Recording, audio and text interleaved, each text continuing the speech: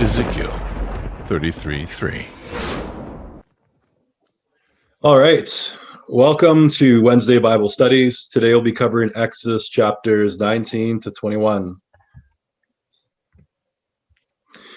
We'll start off first with just a quick overview of Exodus, and then we'll start off with our overview of Exodus 19 to 21. We'll do any questions after that, and then the reading for next week, which will be the next three chapters. Exodus 1, 8 to 11. Then a new king who did not know Joseph came to power in Egypt. Look, he said to the people, the Israelites have become too numerous and too powerful for us.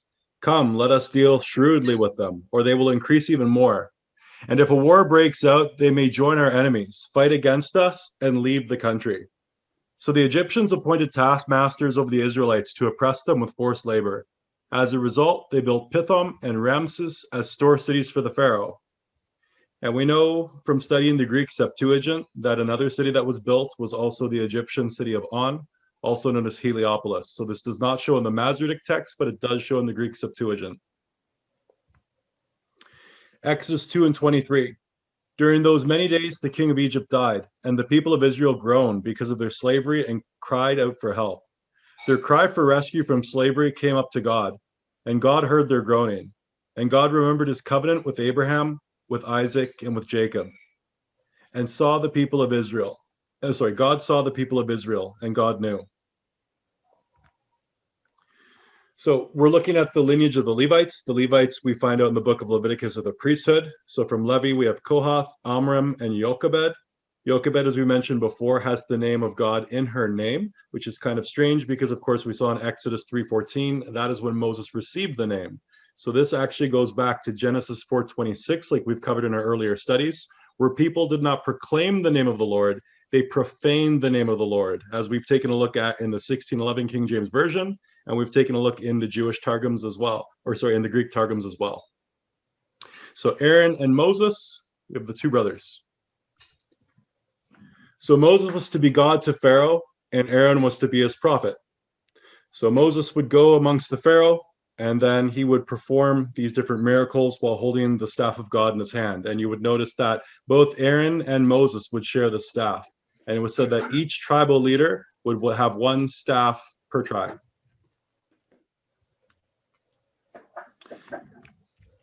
Just a moment.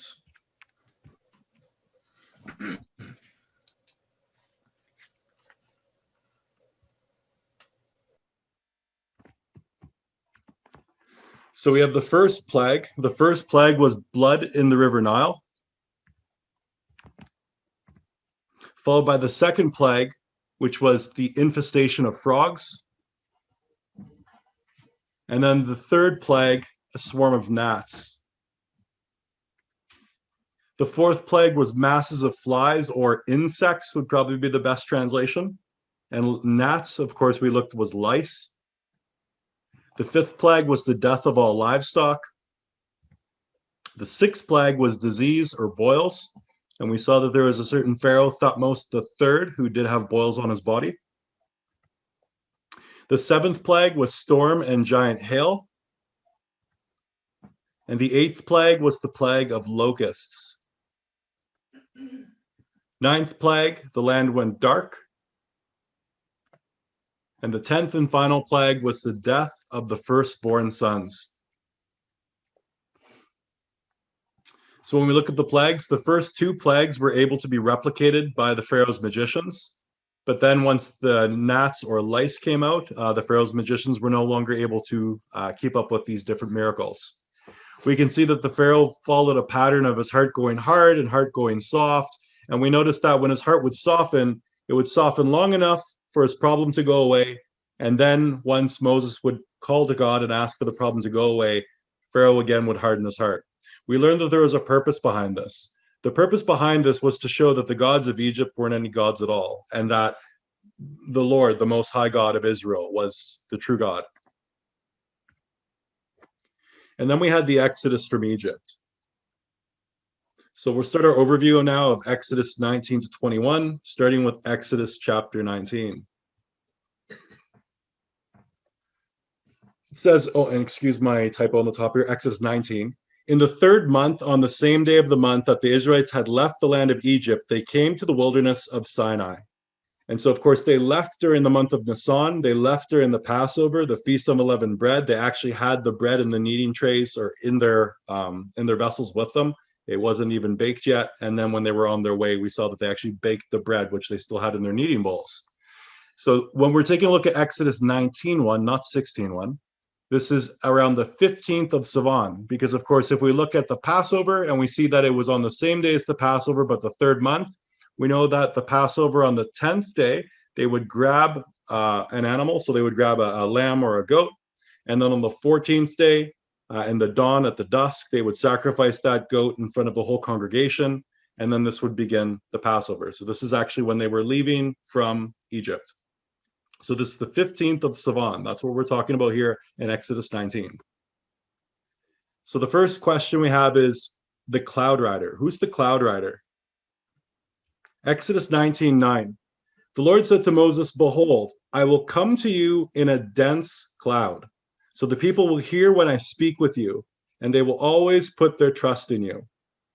So then the Lord's telling Moses here that he is going to appear in a method so the people can see. So that way the people will know that Moses was in fact talking to their Lord. But notice he came as a dense cloud. We also saw earlier in the Bible that God would travel. One moment. We also saw in earlier parts of the Bible that God would travel ahead of them as either a pillar of fire in the nighttime or a pillar of cloud in the day, or smoke in the day, to keep them shaded from the sun. When Moses was at Mount Sinai, we also noticed there was a cloud that descended on Sinai. Exodus 19:9. And the Lord descended in a cloud, stood with him there, and proclaimed his name, the Lord. So here you can see there's a separation between the clouds and the Lord. The clouds come with the Lord. He descends with the clouds, but you can see that he was standing there separate from the clouds. Deuteronomy 33:26. There is none like the God of Jeshurun, who rides through the heavens to your help, through the skies in his majesty. So in Deuteronomy later, we'll see again this reference to the cloud rider. Psalms 104, 1-4. Bless the Lord, O my soul. He lays the beams of his chambers on the waters. He makes the clouds his chariot. He rides on the wings of the wind. He makes his messengers winds, his ministers a flaming fire. So in Psalms, again, we have this symbolism alluding to the idea of the Lord riding on the clouds, using the clouds as a chariot. And this word chariot will come up again. Isaiah 19:1. I saw in the night visions. When you see in the Bible it says night vision, that's a dream. So Isaiah saw in a dream, and behold, with the clouds of heaven, there came one like the Son of Man, and he came to the Ancient of Days and was presented before him.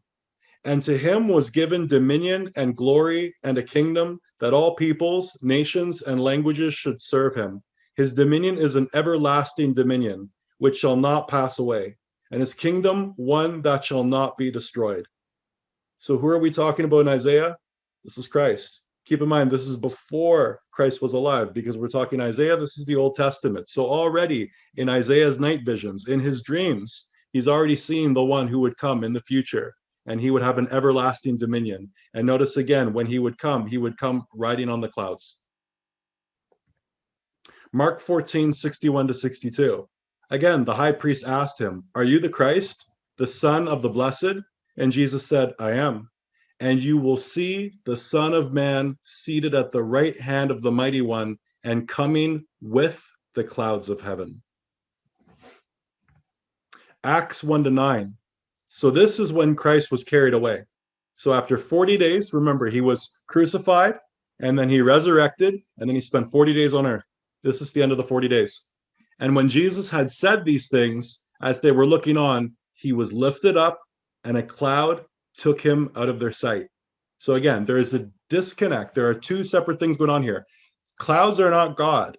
but the clouds seem to carry God. They come with God and they take him away. And you'll see in the Bible, when we get taken, we will also be taken by the clouds. And you're going to start to see what the clouds are shortly. The Bible tells us another God is trying to take the Lord's place. This other God is Baal. This is Hadad or Adad. These are the different names you'd see in the ancient world. We know there's a lot more names for Baal than this, but we'll stick with these ones for now because these are the ones that show up, well, at least Baal in the Bible. 2 Corinthians 11:14-15. And no wonder, for Satan himself masquerades as an angel of light. Is it not surprising then, if his servants masquerade as servants of righteousness? Their end will correspond to their actions. So here we have the ancient counterfeit. The ancient counterfeit is Baal. Baal is Satan. Baal is the one that masquerades as an angel of light, and you'll see why. If we take a look at Brandon University has a piece on the Canaanite religion.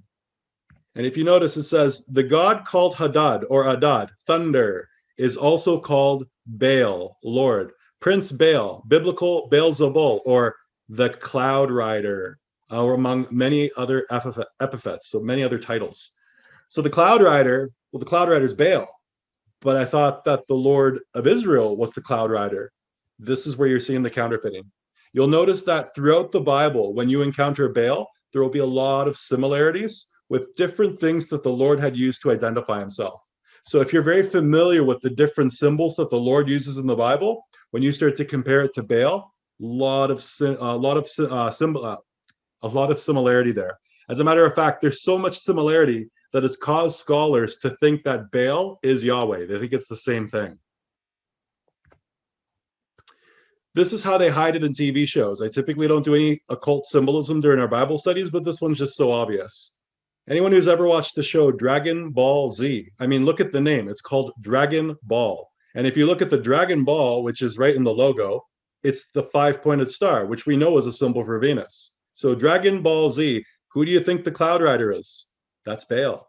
So when you're watching Dragon Ball, what is it? It's actually the glorification of the sun god Baal. But again, there was also Super Mario. And Super Mario, Satan would fly around and he'd throw these little spiky things at you. How do we know that that's Satan? Well, it's the other cloud rider. Matthew 16:23. But he turned and said to Peter, "Get behind me, Satan. You are a stumbling block to me." The cloud rider in Super Mario, he'd throw these little spiky things out to make you stumble. If you're thinking it's just coincidental, absolutely not. As a matter of fact, when you take a look into the creator of the Super Mario series, he told the public that he got the idea for the different characters in Super Mario from the Shinto religion. Well, the Shinto religion is the worship of the kami, which are these spirits that are worshipped in Japan. So yes, this is quite likely that he was actually depicting Baal throwing stumbling blocks. Now remember, this is not the hero in Super Mario. Super Mario is the hero. So he wasn't actually glorifying Baal because Baal was trying to stop Mario. This is what's going on. Super Mario could really be called Super Maria, or the Queen of Heaven. The Queen of Heaven was the one that was being stopped by Baal. So one is the low, one is the high. This is exactly why Mario wore blue and red. Mario wore blue and red because it represents the Queen of Heaven and the sun and the moon coming together. The Queen of Heaven impersonates Jesus in the Bible, and Baal impersonates the Father. This is what's going on. This is what happened in the ancient world. This is why people were so confused. Jimi Hendrix, the story of Jesus, so easy to explain. After they crucified him, a woman, she claimed his name. This would be Asherah. The story of Jesus, the whole Bible knows, went all across the desert. In the middle, he found a rose. If you know what the symbol of the rose is, again, it's pointing towards Venus. There should be no questions. There should be no lies. He was married happily ever after. All the tears we cry. No use in arguing. All the use to the man that moans. When each man falls in battle, his soul, it has to roam. Whose soul roams? We know that the Nephilim, when the Nephilim die, what happens? Well, the spirit that's inside the Nephilim, it just roams the earth. Is Jimi Hendrix a Nephilim? His soul to roam. Angels of heaven, flying saucers to some, made Easter Sunday the name of the rising sun. The resurrection is not Easter. The dates don't align. The dates change every year. What Jimi Hendrix is saying is 100% true. One side counterfeits the Father or the Lord, and the other side counterfeits Christ when he was a man. Moses at Mount Sinai. Exodus 19, 3-6.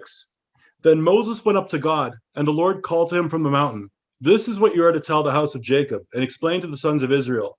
You have seen for yourselves what I did to Egypt, and how I carried you on eagle's wings and brought you to myself. Now, if you will indeed obey my voice and keep my covenant, you will be treasured possession out of all the nations, for the whole earth is mine. And unto me you shall be a kingdom of priests and a holy nation. These are the words that you are to speak to the Israelites. Baal continuously counterfeits. Did you notice that it said that the Lord would bring them out of Egypt on the wings of an eagle? Well, we know that Baal is Jupiter, and Jupiter is Zeus. And what do we see with Zeus? The eagle. So when you look at that verse and it talks about the Lord carried them on the wings of an eagle, if you see another eagle in the Bible, it's probably not referring to the Lord. It's referring to this one. Exodus 19:5. Exodus 19:5. Now, if you will indeed obey my voice and keep my covenant, you will be my treasured possession out of all the nations, for the whole earth is mine. Again, listen, there's an ask here. It says, now if, so there's something required. If you will indeed obey my voice and keep my covenant, you will be my treasured possession out of all the nations, for the whole earth is mine. So in other words, you're not the treasured possession of God unless you do what?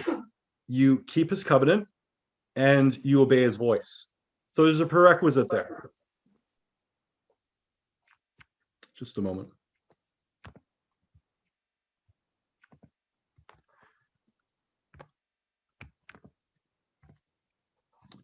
John 14:15 couldn't say it any better.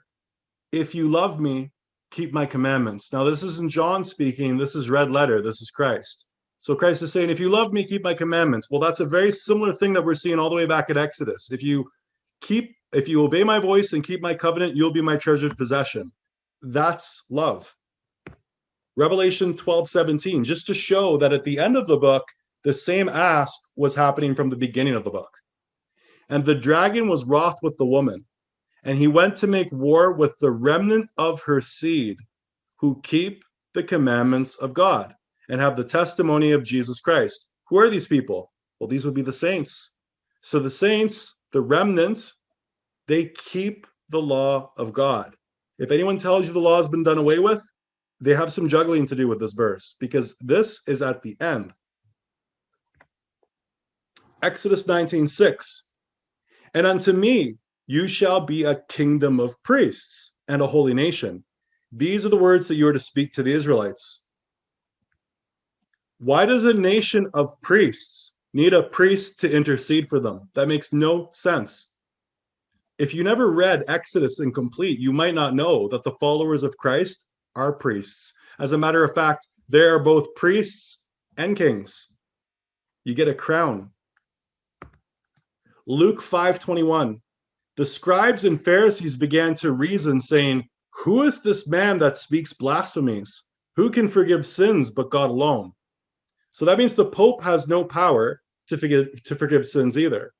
So it's ironic. We have priests, we have disciples of Christ, we have saints, and these saints are going to the Pope, and they're asking the Pope for forgiveness, right? The confessional. Well, the Pope has no power to forgive sins. Read Luke 5:21. It comes up many times in the Bible. As a matter of fact, that was one of the reasons they were trying to push charge against Jesus. They said, you're trying to claim to be God because you're claiming that you can forgive sin. Exodus 19:18. Mount Sinai was completely enveloped in smoke because the Lord had descended on it in fire, and the smoke rose like the smoke of a furnace, and the whole mountain quaked violently. And as the sound of the ram's horn grew louder and louder, Moses spoke, and God answered him in the thunder. So when we read a little bit farther in this, we find out that the people were terrified. I mean, originally they're probably really excited to meet the Lord for the first time. And then when they see all this, loud noise and thunder and lightning and smoke, they were terrified. They thought they were all going to die, which is why they told Moses, "You speak on our behalf. We don't actually want to meet the Lord. You can talk to the Lord and you can just pass on the message. We believe you." And a little bit later in that verse, it also mentions the reason why. Why did God appear like that? Why did God choose to appear in smoke? I mean, could he not have appeared in a more peaceful, pleasant, soothing kind of a form? Why did he choose that form? And the answer was actually inside of Exodus 19. The reason why is because he wanted them to fear him. And the reason is he wanted them to keep his laws. He wanted them to keep his commandments. If you were to see God and perhaps God just showed up and he looked really, really friendly and he said, "I want you to do these things," you may be kind of less inclined to listen because you don't have that reverence, you don't have that respect, you don't have that fear. But if you see something that's just like it strikes you and it puts you into awe, you're more likely to be obedient than someone who's just kind of like asking you for a favor, right? Like if there's that intimidation, that strong power behind it, you're more than likely to be a little bit more obedient. But if you take a look at Exodus 19:18, oh, again, I have a typo, my apologies. This actually connects to the book of Revelation. In Revelation, it says, "And he opened the pit of the abyss." And this is Revelation 9. "And smoke went up out of the pit like the smoke of a great furnace." Notice here at Exodus, when they meet God for the first time, this is very similar to Revelation 9 when we see the pit of hell open. And if you remember, you'll notice that when the locusts rise out of the pit, are the locusts attacking God's people? No, the locusts do not attack God's people. Those who are sealed with the seal of God, which we know is the 10 Commandments from other studies, they won't be affected by the locusts. They won't be tormented for 5 months. But if you notice here, the locusts, you'll see the smoke of a great furnace. In Exodus, when they first came to meet God, you see the smoke of a great furnace. And of course, we know that the angel that's in the abyss, he is taking orders from God. So it's interesting to see the same symbol show up twice. Overview of Exodus 19. On the 3rd month, on the same day the Israelites left Egypt, which was the Passover, they came to the wilderness of Sinai. They had left from Rephidim to reach the wilderness of Sinai, and Israel camped in front of Mount Sinai. Moses went up the mountain to call God, who said he brought Israel to him at Mount Sinai upon eagle's wings, and that they had seen what he had done to Egypt. God said if the people obeyed his voice and kept his covenant, that they would be treasured out of all the nations, for the whole earth was the Lord's. And we saw that it wasn't just Israel. We saw that the Canaanites, even Ruth, for example, the book of Ruth is based on a Canaanite woman. When she obeyed the God of Israel, she was brought into the fold. And we saw in the New Testament, when the Gentiles obeyed, the Gentiles were brought into the fold. So you can see that the key behind having God's favor, if you want God's favor, start being obedient. Otherwise, don't be surprised. The Lord said Israel was to be a kingdom of priests and a holy nation. After Moses spoke to the Lord, he relayed the message to elders, and all the people said they would do everything as long as the Lord has spoken. Then Moses brought their responses back to the Lord. The Lord said to Moses that he would come in a dense cloud so the people could hear when Moses spoke with him, and they would trust in Moses. The Lord told Moses to consecrate the people over 2 days and have them wash their clothes to be prepared for the 3rd day, because on the 3rd day the Lord would come down on Mount Sinai in the sight of all Israel. Notice there were 3 days. It's very similar to when we see the resurrection, right? The Lord died, and then 3 days later was resurrected. This number 3 is appearing here. Another thing that's kind of interesting too is when we take a look here and we see that the Lord said he wants to speak with Moses in a cloud so the people could see, so they would trust in Moses. What did we already see happen? On the early parts of the Exodus, the people were groaning. They didn't have food. They said they were tired of eating, the manna that fell from heaven. Then God gave them quail. There was constant grumbling. And so the people were losing faith in Moses, and Moses was speaking to the Lord. So ultimately, when they lose faith in Moses, what were they doing? They were going away from the Lord. So God could see this. And so he's trying to give Moses more credibility here by showing himself speaking with Moses so that the people would respect Moses. Because you could see as they were going through the wilderness, the people were griping and groaning about what they had lost, since Egypt, even though they were put under taskmasters, apparently they still loved the luxuries of the things that they had there. Moses was told to set up a boundary around the mountain, telling people not to touch the base of the mountain or go up it, and anyone who touches it shall be put to death. He was to be stoned or shot with arrows, both man or beast. Now, I'll point out the reason why I think it's arrows. If you notice in the New Testament, you'll see that Satan fires his fiery darts, or it says fiery arrows. And you'll also see that the Lord said in Exodus that I will send my angel ahead of you, and he has my name, and you will do what he says. I'm pretty sure that's Baal. And so here when it says he was to be stoned or shot with arrows, both man or beast, it was actually alluding to what I think were symbols of wood and symbols of stone. And you'll see that the pagans had idols of wood and idols of stone. So it was basically saying that that individual would put themselves into a spiritually fatal position because sin leads to death. And we know that, of course, when Moses went to the holy ground for the first time in Exodus 3:14, he had to take his shoes off because it was holy ground. So we know that the priests, when they approach God, if they don't consecrate themselves, if they don't purify themselves to a certain level of holiness, what happens? They approach God and they die. And so God's telling them, if people come towards me in the state that they're in, they're sinful. If they come towards me in the state that they're in, they will literally just combust. They will explode. They can't handle my presence. It's the same reason when Christ returns. When Christ returns, there is this blinding bright light. And the people who are impurified, what's going to happen to them? They're going to be destroyed by it. The ones who are ready, what will happen? They will change in the blink of an eye. On the third morning, there was thunder and lightning, and a thick cloud on the mountain, and the ram's horn was sounded. Moses brought the people to meet God at the foot of the mountain. The Lord descended onto Mount Sinai in fire, which covered the mountain with smoke, and Moses spoke to God, and he answered him in thunder. As Moses went up to the Lord, he told him to warn the people not to break through to see him, or they would die. Even the priests had to consecrate themselves so the Lord would not break out against them. Moses told the Lord that he had set up a boundary separating it as holy. The Lord told Moses to go down and bring Aaron again, reminding him to warn the people not to cross the boundary. So Moses went down to speak with the people. So basically what you see here is the Lord says, set up a boundary so they don't cross it and they don't end up being destroyed by me. And then Moses said, well, I put a boundary around it. But obviously God knows that these are very stubborn people. He's like, no, go down there and remind them and go grab Aaron while you're at it. And so we can see here that God knew he was dealing with people that are very stubborn. As a matter of fact, last week, I think we studied the donkey.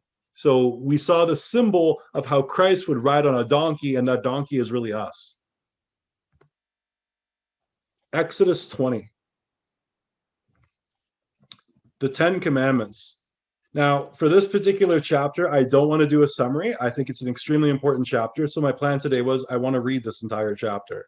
So I'm going to read chapter 21 on the 10 Commandments. I actually already have that open here.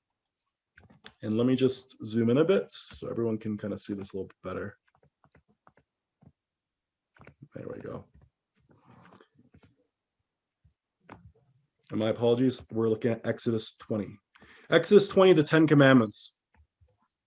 And God spoke all these words. I am the Lord your God who brought you out of the land of Egypt, out of the house of slavery.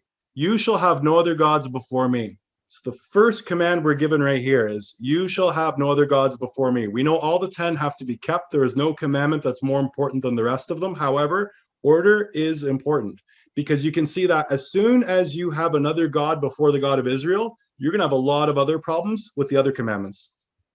You shall not make for yourself an idol in the form of anything in the heavens above, on the earth below, or the waters beneath. That's a very important line because through history, this has been forgotten. There's pictures of Jesus, there's pictures of angels, there's pictures of devils. This line right here says you should have pictures of none of them. You shall not bow down to them or worship them, for I, the Lord your God, am a jealous God, visiting the iniquity of the fathers on their children to the third and fourth generations of those who hate me, but showing loving devotion to 1,000 generations of those who love me and keep my commandments. So it's not just about loving God. It's not just about faith in Christ. It's about keeping his law. You shall not take the name of the Lord your God in vain, for the Lord will not leave anyone unpunished who takes his name in vain. Remember the Sabbath day by keeping it holy.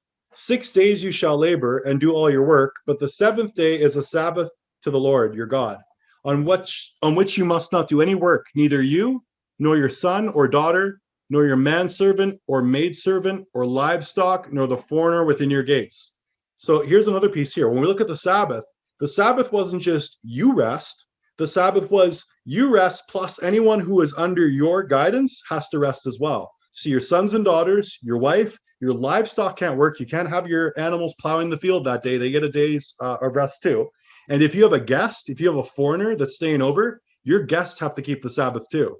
So in other words, don't invite guests over if they're not going to keep the Sabbath. Have them over for another day. But if they're going to be with you, if you're going to be the head of the house, it is your responsibility to make sure that they keep that Sabbath rest. For 6 days the Lord made the heavens and the earth and the sea and all that is in them. But on the seventh he rested.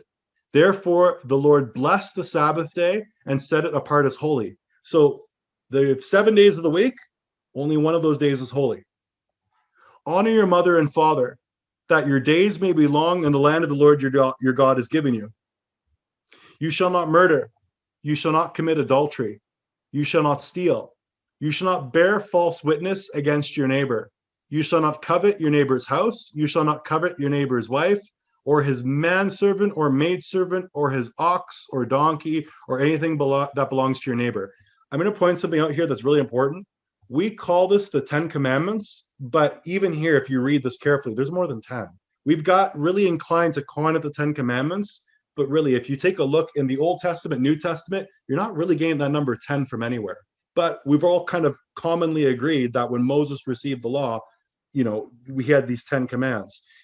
It depends, because when you take a look at how the Catholics break it down, for example, they actually take this last line here where it says, you shall not covet your neighbor's house, you shall not covet your neighbor's wife. They've broken these into two.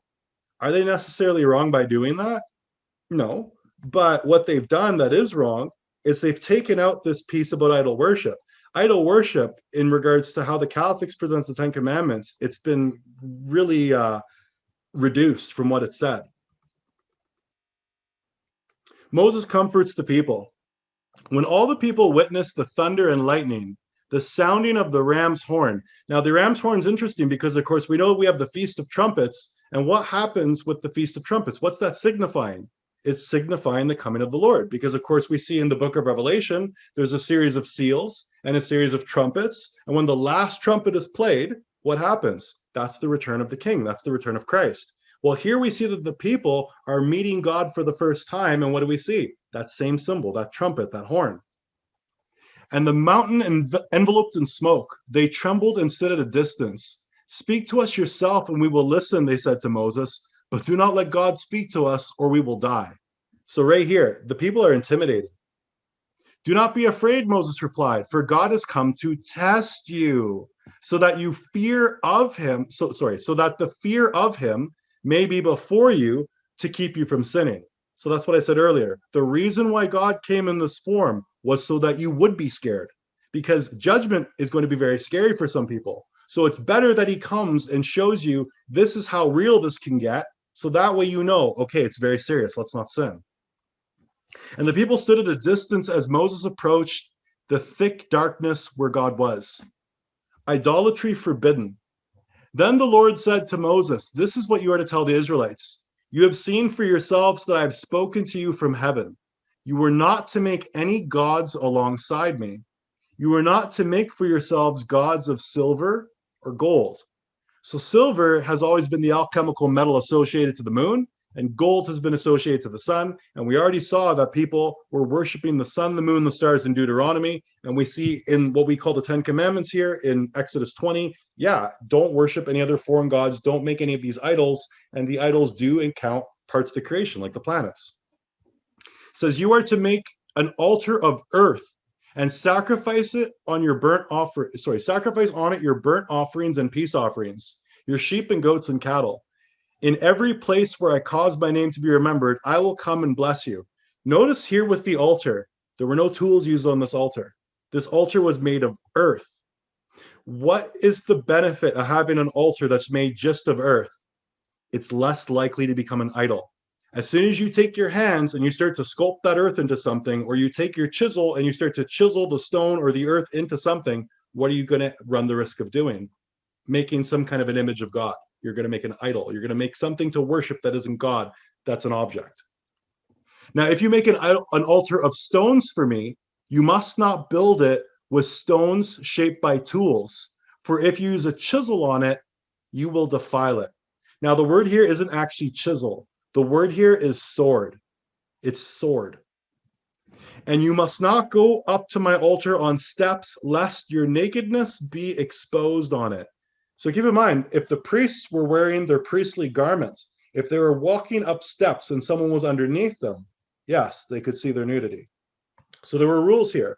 Another thing you find, actually, I believe in the book of Genesis, I don't have the line handy, but you'll find that when the altar was being built, I believe it was by Abraham, he was told not to use any tools that had iron, because iron is a symbol for Mars, and Mars was the angel that planted the tree in the Garden of Eden, according to the book of 3rd Baruch.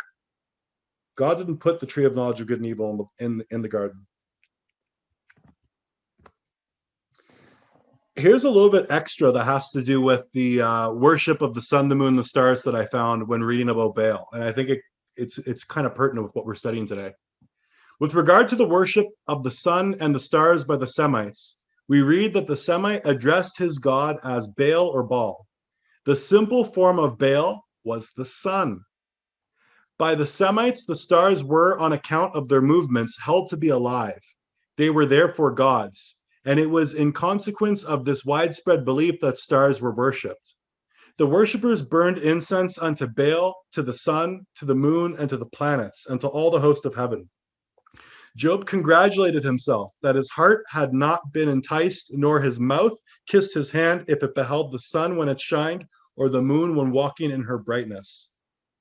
The worship. So if you're wondering what's going on there, it looks like what was going on during the times of Job. There must have been some weird superstition where people would see the sun or the moon and they would kiss their hand.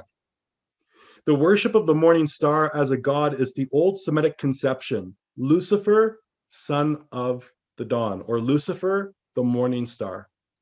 We gather from the later practices of the Syrians that the sacrifices to the morning star could not be made after the star had disappeared in the dawn. The god had to be in the presence of the worshippers.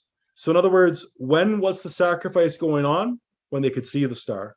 When the star went below the horizon, no more sacrifice. Remember, when we studied Venus on the Sabbath, Venus is this interesting star that does a figure 8. In the mornings, it's the morning star, but in the evenings, it's the evening star. But when they did their sacrifices, Venus had to be present. The Semitic worship was generally carried on in high places. In the Babylonian temples built in a river valley, the high places were secured by building towers within the sanctuary on the top. Another thing that's interesting that I learned recently from another channel I was watching, it's called Now You See TV. A really interesting idea was brought forward in their research, which was apparently before the flood, there was a star that was positioned in the sky that was called the star, or the dreaded star, or the star of terror, something along these lines. It actually is referenced a couple times in different books of the Bible. I saw it for the first time in 2nd Esdras. So apparently, when the flood occurred, there was something that they saw in the sky. And then what happened was, after the flood, when this star went back to its position away from the horizon, people had associated the constellation Pleiades with terror. Pleiades marked exactly when the flood happened. And so what ended up happening was people actually started to worship the star constellation Pleiades because they thought that that was the reason why the flood occurred. And so following the flood, people started to actually do sacrifices in the groves to both Venus and the Pleiades so that the flood waters would never come and destroy the world again. So Pleiades was known actually in the ancient world as the dreaded star, or the horrible star, or the terrible star. Overview of Exodus 20. The Lord told Moses that he was the Lord our God that brought Israel out of slavery, and then gave Moses the 10 commandments. When the people saw the thunder, lightning, and the sound of the ram's horn, and the mountain covered in smoke, they were frightened. They told Moses to speak told Moses to speak for them and not God because they were afraid that they would die. So basically the people had went to the bottom of the mountain. They had seen God, or at least they'd seen the clouds. They heard the ram's horn. This intimidated them. And they said, you know what, Moses, you can speak to God. We don't want to see him. Moses explained that God had come to test them, and the fear was to keep them from sinning. The Lord told Moses the people were not to make any gods alongside of him, out of silver and gold. The Israelites were to make an altar of earth and sacrifice burnt offerings and peace offerings of sheep, goats, and cattle. The altar, if made of stones, must not be shaped by tools as a chisel, or sword was the appropriate word, which could defile it, and the priest could not go up the steps of the altar and risk exposing their nakedness. Looking at this now, I have a much better understanding of what this verse was talking about. We talk about silver and gold, sun, moon, black, white, God, goddess. Notice what's happening here. A sword is an instrument that's associated to war and death. And then, of course, walking up the steps and exposing his nudity. Remember, in the ancient world, there was a death cult and a fertility cult. This line shows both. So the concern was, don't build an altar and have anything that would resemble the death cult or the fertility cult. In other words, the cult of Baal or the cult of Asherah.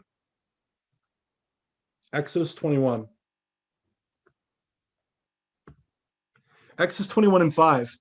But if the servant declares, I love my master and my wife and children, I do not want to go free, then his master is to bring him before the judges, and he shall take him to the door or doorpost and pierce his ear with an awl. Then he shall serve his master for life. This is what an awl looks like. So basically, he was getting his ear pierced. So to show that he had a master, a man would have his ear pierced, just a single ear. It's funny how that got pulled forward to the future, because when I was a kid, we used to get our ears pierced just on the one side before they did the double hoops. But yeah, it was always one ear that was pierced. One ear was supposed to be associated with being straight, and the other ear was supposed to associated with being gay. It's kind of interesting, though, because this brings up a really interesting question. God taught us to take slaves? When you read these lines, you don't really understand what's going on. It gives you the illusion that slavery is okay. But you have to understand, in the biblical world, there's a very different explanation for what slavery is in the Bible versus contemporary. What we think today in the modern age, very different outlook on slavery. I'm going to give you a brief example of what slavery looks like in the Bible. Let's say that you have a farm and you have a bad crop, and that year your farm grows nothing. What are you going to do? Are you and your loved ones supposed to die? You've had a bad crop. Where are you going to get your food from? What if you have no money? What recourse can you take to save your own life? Perhaps if you'd go to your neighbor's house, a brother's house, someone, and then you ask them for help, you could say, I will work and I will pay off my debt through work, and you can feed me and my family and house us, because we have no means of taking care of ourselves. That is an example of what a biblical slave is. So when an individual didn't have the means to take care of themselves anymore, they could get a master. The master could take care of them. They might even have a better setup than what they had originally. Because imagine that you weren't very good at taking care of your house and taking care of your farm, and someone else was very proficient at it. He might have 10 houses, and the guest house might look 10 times larger than your actual house. I'm going to give you another piece to kind of give you some more info on what a Hebrew slave is in this short video clip here.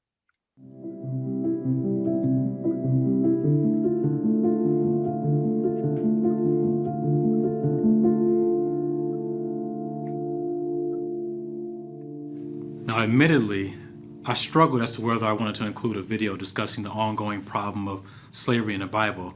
Not because I think it's unimportant or that it's been sufficiently addressed to be a moot point, but there are so many other incredible achievements and critically important historical events concerning African Americans, faith, and culture that I initially balked at discussing this topic to the possible inclusion of other topics. But as I began to think about the contemporary relevancy of this subject, three groups came to mind. Number one, atheists who continue to think that the Bible condones slavery and is therefore a significant moral flaw in an omnibenevolent God. Number two, Christians who are confused by the descriptions and dialogue of slavery in the Bible. And number three, African Americans. You see, we share this unique post-traumatic bond to slavery, so this subject can be of particular interest and concern. Now, the confusion that often concerns slavery in the Bible is primarily due to our conflation of pre-Civil War or antebellum slavery and the slavery that's described in the Bible. This comparison, which I'll elaborate more on shortly, and our subsequent aversion to it in the Bible, is understandably made due to our familiarity of the abhorrent nature of pre-Civil War slavery. So I think it's helpful to think about this subject from the perspective of the two primary pillars of both of these forms of slavery: the motivation and the treatment. Economics was the motivation for both antebellum slavery and the slavery described in the Bible. Antebellum slavery concerned colonists desiring free and perpetual labor. Now, this, of course, was achieved through the socially constructed idea of race, and that being this idea that race isn't a biological fact, and subsequently the supposed racial inferiority of African Americans. The transatlantic slave trade marked the event in which millions of Africans were kidnapped and forcibly brought to the Americas, with millions dying en route. All of these factors and others meant that pre-Civil War slavery was involuntary. But slavery in the Bible was quite different. First off, the very Hebrew word that's often translated as slavery in the Bible, or as slave in the Bible, given our modern sensibilities, is more properly rendered as servant. And this would actually make sense given their cultural context. You see, slavery among the Hebrews in the Old Testament typically occurred when individuals sold themselves into servanthood to pay off debt. Therefore, it was voluntary. Additionally, the Hebrews actually had laws prohibiting kidnapping, such as in Exodus chapter 21, verse 16. And Hebrew slaves or servants were not subjected to that same kind of perpetual bondage like in the case of pre-Civil War slavery. Their servitude was akin to a contractual agreement where they would be released after 7 years. Now, the treatment in both instances was also vastly different. Again, due to this false idea of racial inferiority, enslaved Africans were viewed as subhuman and therefore were treated as chattel or property. Torture, rape, murder, and family separation were all commonplace examples of the kinds of impunity that slave masters could use to try and create this docility among the Africans. Yet again, this was a far cry from what was legislated in Old Testament servitude. The book of Leviticus, for example, notes that the master is to treat his slave as a yearly servant and is not to rule ruthlessly over him. Now, this isn't to say that there were never times when a master mistreated his servants. It's not what I'm saying at all. But the point is that if any such treatment did occur, it was deemed as morally unacceptable, and there are various Old Testament laws that will support this idea. It's also important that we consider what formed the grounding or the moral foundations that established how the Israelites were to treat others. Number one, this uniquely Judeo-Christian notion that all human beings are made in the image of God, which means that in spite of one's social status or ethnicity, we are all of equal worth and value because we were made to be like God, but not the same as God. The Old Testament character Job affirms this idea of equality when speaking of the master-slave relationship. He says, "Did not he who made me in the womb make them?" Of course, referring to his servants. And he also goes on to say, "Did not the same one form us both within our mothers?"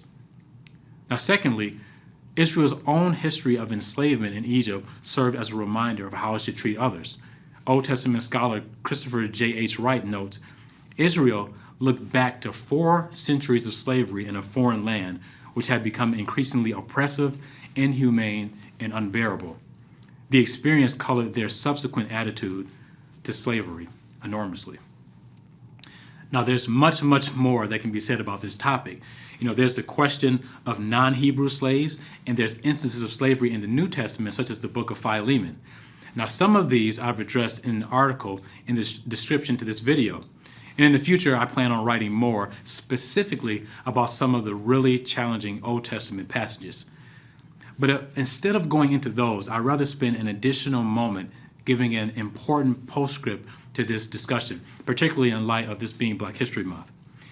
I want to really encourage all the viewers to take the time to read some of the narratives from enslaved Africans during the antebellum period. They were victimized by the perversion of many biblical texts by slave masters and ministers in order to substantiate their subservient role and rooted in this divine mandate. Yet instead of merely adopting the heinous interpretation of racial inferiority, the enslaved Africans often noticed an incongruity in the messages between what the master or minister conveyed and what they came to discover in the texts themselves. So although they had been psychologically traumatized, many enslaved Africans such as Frederick Douglass, Harriet Jacobs, and Olaudah Equiano discerned that this message of predestined African inferiority was simply false. So if anyone had reason to question the moral aptitude of the God of the Bible, it was those enslaved Africans. Now also, the slave narrative served to humanize the enslaved Africans during that period. They were real people with thoughts and feelings and intellect, and their narratives possess a wealth of stories and reflections that not only provide us insight into their thoughts on this subject, but also further connects them to the contemporary reader. As the distinguished African-American theologian, writer, and social activist Howard Thurman aptly noted, by some amazing but vastly creative spiritual insight, the slave undertook the redemption of a religion that the master had profaned in his midst. So when people look at slavery in the Bible, or they look at certain situations in history and they say, oh, well, this was brought on by the Bible. No, it's not. You can see lots of people that use the Bible today and they bend it to however they want so that way they can get their way. That's not reading the Bible. That's just a control grip. What you're seeing with slavery is something very similar. And it's amazing, actually, to see how many African American people were affected by the fact that because of what they had either themselves had endured or what their families had endured, they then associated that book with the reason that they had went through this suffering, because there was a period of time when the Europeans were teaching that they were related to the tribes of Israel and that the people in Africa and in Australia, that they were just primates and that they hadn't evolved yet. And this all came from Charles Darwin, which was really Aramis Darwin, his grandfather. That theory of evolution did a horrible number in the 1800s on the minds of people in Europe and North America because it caused a lot of racial division, but that had nothing to do with the Bible. So in Exodus 21, Moses was provided with a series of ordinances from the Lord. A Hebrew servant could be bought to serve an Israelite for 6 years, but on the 7th year, be set free without paying anything. So even if your debt was ridiculous, maybe your debt was like, I don't know, in the ancient times, let's say, like 100,000 rupees or whatever it was, or 100 talents of silver, you might never be able to pay that off. But on the 7th year, you still get to go free. There were ordinances for a male servant, but you'll notice in this chapter, there's different ordinances for a female servant. And people will read this, women especially, and be like, well, this isn't fair. I'm like, but you also have to understand that Israel was very good at protecting their women. For example, when a woman wanted to get married, the brother and the father had to make sure that she wasn't marrying a snake. So basically, they'd have to bring the male home. The father would have to see him first because they understood that men are more inclined to go onto their analytical side. Women are more inclined to go into their emotional side. Therefore, if a man was deceptive and he would go and prey upon the woman's emotions, it would be more likely that the father and the brothers would catch it. So it wasn't that they were trying to hold down the female and give her a different set of rules. It was for her own protection. So if the servant declares he loves his master, wife, and children, then he can be brought before judges and his ear will be pierced and serve his master for life. This was his own choice. The ordinances surrounding a female servant, that came up a little bit later, and then the ordinance for personal injury laws. So if your animal attacks my animal, or if you hurt someone else, manslaughter, these things were all starting to be kind of figured out here. And then later we see there's the book of Judges that goes even further, Leviticus, it goes even further, and we've seen more of these different statutes and ordinances that are coming from the Lord. But when you read this really carefully and you're honest about it, you can't say that slavery in the Bible is anything like the slavery that you would have seen with the transatlantic slave trade, because after 7 years, those people were not going free. The people were not volunteering to be slaves because something went awry in their life. And also the slaves had to be treated a certain way. You couldn't just beat your slave. If you injured your slave to a certain degree, you had to just let them go free. So for example, if they lost an eye or they lost a tooth, they were a free man or a free woman. For our bonus content, we're going to quickly look at this idea of Mount Sinai is where. We looked at it briefly last week, and I kind of went on a little bit of a research tirade because I wanted to make sure whether or not I had the right location. I wasn't aware that in the Sinai Peninsula that there was very little evidence to show at all that the people had went to Mount Sinai there. But most of the Bible study softwares, maps, I mean, this has been something communicated for probably the last 200 years, that Mount Sinai was in the Mount Sinai was in the Sinai Peninsula. But we talked about the idea of maybe it was actually in Saudi Arabia.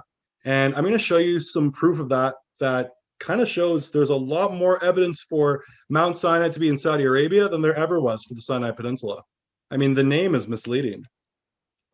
So the path of the Exodus. This is the route typically we're shown for the path of the Exodus. And the Bible tells us the path being Ramses, Succoth, Pahiroth, Baal-Zephon, the wilderness of Etham, Merah, Elam, wilderness of Zin, Rephidim, and then they reach Sinai, Mount Horeb. But if you look at a lot of these different maps that talk about the map of the Exodus, once they get to Pi-Haroth, which is right after Succoth, you get question marks. And then the wilderness of Etham, they seem to agree where that is, but there's a lot of places along the way that you have to follow where there's question marks. So it's already kind of strange because if we have two locations for a possible Mount Sinai, well, when we have a lot of question marks about the points along the way, there probably is a good argument for it.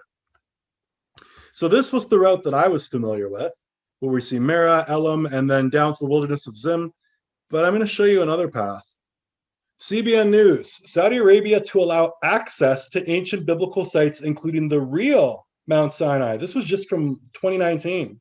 So apparently the Saudi Arabians, they wouldn't allow Christians or Jews to go into this area of Saudi Arabia, because obviously if you're having one God is Allah and one God is, the God of Abraham, Isaac, and Jacob, you're probably not going to necessarily want to help another religion prove its religion. So this area was locked off.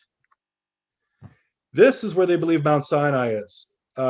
They've identified it as the tallest mountain in Saudi Arabia. Now, Saudi Arabia of today is not the same Saudi Arabia of the past. First off, it wasn't called Saudi Arabia. It was just called Arabia. Ibn Saud, it was the British actually that allowed this place to take the name of an individual. It was just Arabia for the longest time. There's actually multiple supporters of the idea that Saudi Arabia is where Mount Sinai is, and they're very big proponents they're very big names in the Christian movement. We've got Eusebius of Caesarea. He believed that it was Saudi Arabia. Saint Jerome. So Saint Jerome also, I think his name is Hieronymus. I've never heard him by that name, but Jerome, a lot of people will know Jerome is one of the early church fathers. He believed that it was Saudi Arabia. And Flavius Josephus, who was a Jewish scholar, he wasn't a Christian, but he was a Jewish scholar who did write about Christ. And he believed that Saudi Arabia is where Mount Sinai is. I'm going to show you some of their quotes. Mount Sinai, or Mount Horeb. The location of Mount Sinai was clearly explained in the 4th century AD by Christian scholar Eusebius of Caesarea and reiterated by the theologian Saint Jerome. In modern terms, they placed it east of the Gulf of Aqaba in northwest Saudi Arabia, in the vicinity of ancient Midian. So Midian would be on the other side then, not in the Sinai Peninsula. Eusebius of Caesarea says, so this was recorded when he was talking about Midian. So first we're going to take a look at what Eusebius said about Midian, and then we're going to see where Midian was in reference to Mount Sinai. Midian, Eusebius says this about Midian, is a city that lies beyond Arabia to the south in the desert of the Saracens, east of the Red Sea. From this they are called Madianites, and now they are called Madian. So Midian, Madian, you can see here, it's the same thing. But here he's giving you some locations so you can tell where the Midianites. You have to understand that the maps we're looking at weren't the same maps that Eusebius would be looking at. So this would be a map that Eusebius would be familiar with because this is a map from 150 AD. This was made by Ptolemy. Ptolemy was a famous Greek geographer. So he made a whole bunch of maps. But this map here, I'm going to show you the difference between our modern map of Saudi Arabia and then these old maps of Arabia. So Eusebius lived on the Mediterranean coast in Caesarea. So if you look at the green arrow on my map here, the green arrow is where Eusebius was. And then you can see that whole area that's in red where the green arrow is, that's Palestine. This whole area is Palestine. Jerusalem is circled in green. So in the red area, under the green arrow, under Eusebius, you can see, okay, this is Jerusalem. That's the green circle. The white area below Palestine is called Arabia Petraea.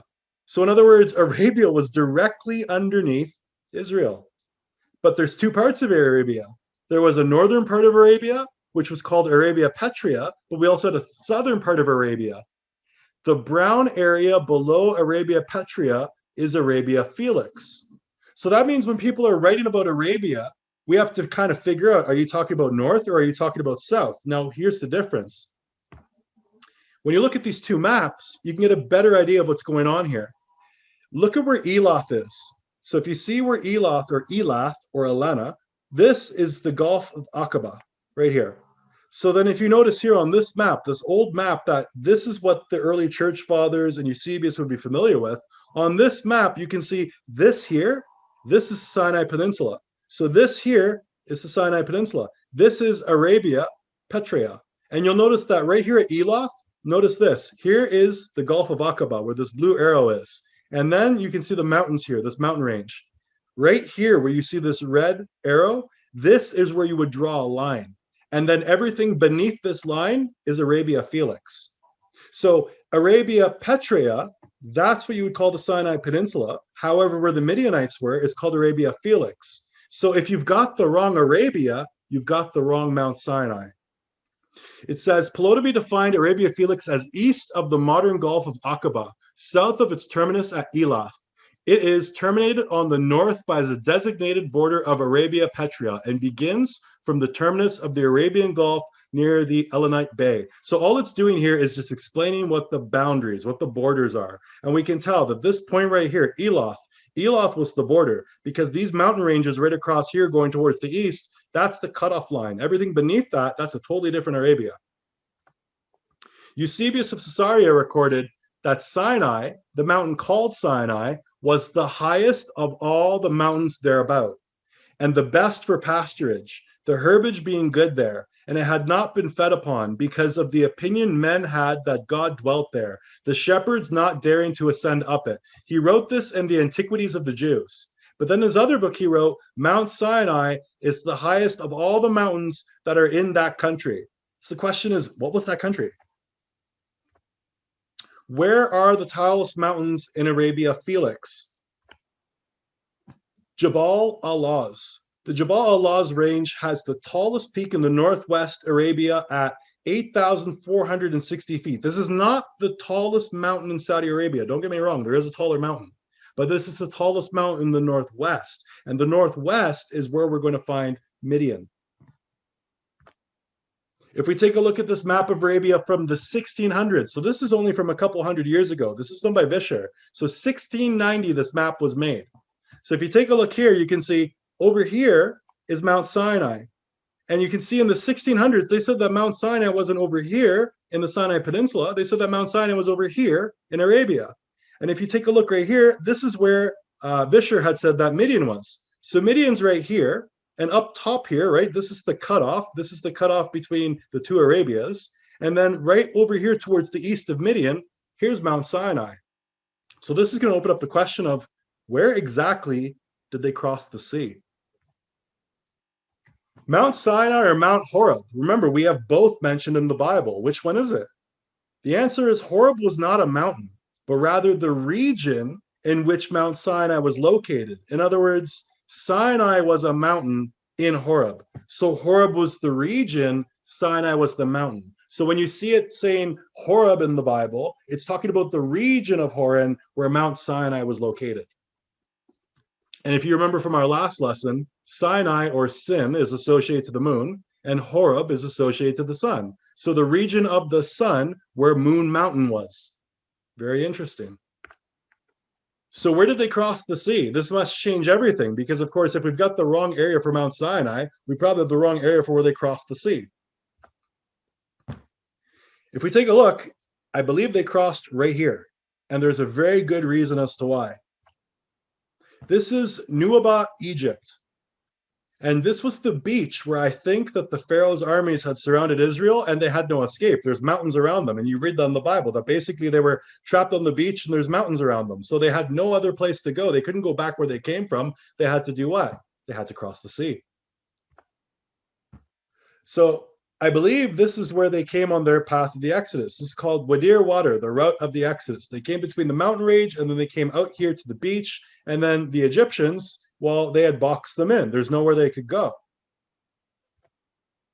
Interestingly enough, at this exact spot, there's an underwater land bridge. So the elevation of the land under the water at this particular spot is higher than everywhere else.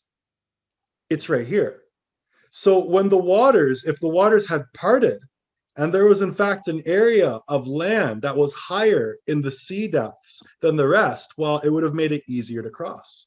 And that is in fact at this area in Egypt, which coincidentally is right across from where Jabal al-Lawz is. So it is a lot more likely that Saudi Arabia is where in fact Mount Sinai is. And it would make a lot of sense why the Saudi Arabian government wouldn't want anyone to come into that area.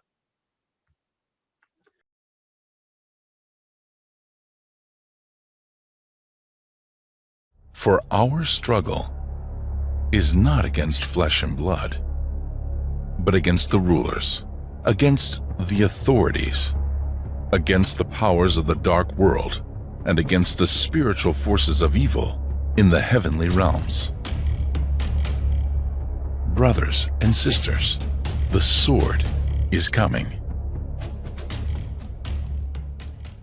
Put on the full armor of God, so that you can take your stand against the devil's schemes.